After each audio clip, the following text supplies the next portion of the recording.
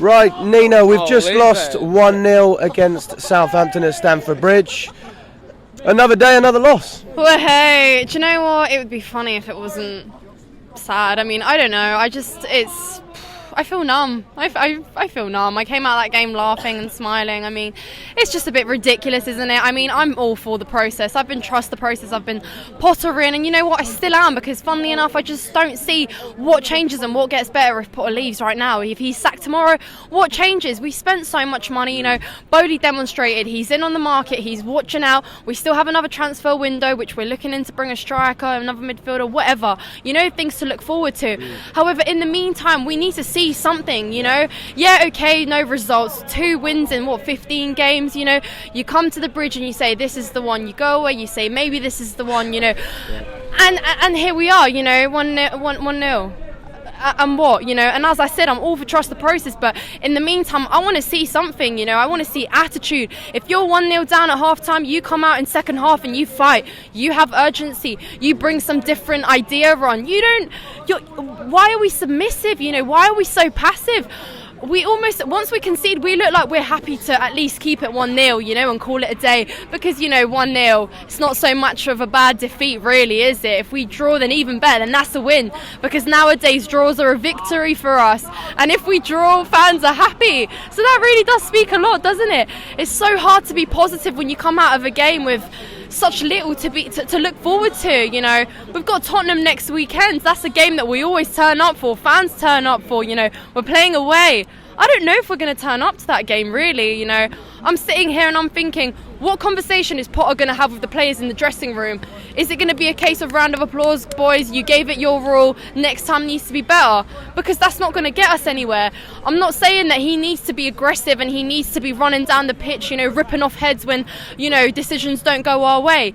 But there needs to be something, you know. You're a manager, you need to bring these players up. And I understand it's not all down to the manager, because some of those players put on an absolutely atrocious performance. But when you say passive, it does come from the manager. It does, exactly, and that's what I mean. That's where I want to be seeing more of, because I'm all down to back Potter. You know, if the board and if the owner has put faith into this man for the long-term project, then there is a reason. However, we're not seeing it justified right now, and I understand that things won't happen right off the bat. You know, you can't put a team together. They've barely known each other for, you know, 2 weeks and expect them to put on, you know, a brilliant performance, score hat-tricks. But at least something, you know. In the last few games, you know, we said, oh, Madueke looks really good, Enzo looks fantastic. You know, things to look forward to, you know, give them some time, they'll come together as a team, they'll produce, you know, when Enzo plays further up, he's better. Today, it's very hard to kind of say that and to look forward, although I do want to say, actually, and this would be a great moment to put in a positive note, and that would be Fofana. Why did you bring him off? That's on the manager. That was a poor decision. Because, yeah, okay, Havertz came on, but, you know, we did say bench Havertz and Mount to see something, you know. Fofana had some fantastic dribbles. He took shots.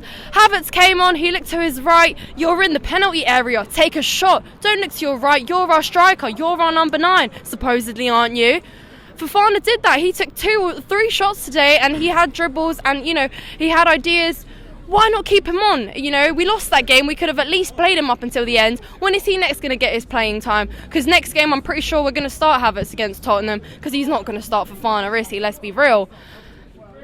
I don't know. It's just, it's questionable, really.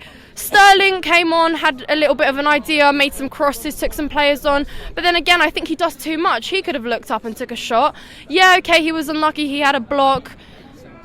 But again, it just frustrating. And on top of that, the way we conceded the free kick. I mean, it was obvious what was going to happen. Exactly. And I just want to say, and I know Aspie is injured, and I hope he's okay, and I hope everything is okay with him. And I think Potter said he is in hospital currently, so I wish him a speedy recovery. Hope it's nothing serious.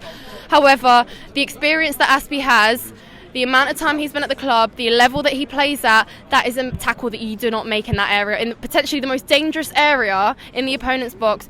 In our box, you do not make that mistake. You don't make that tackle.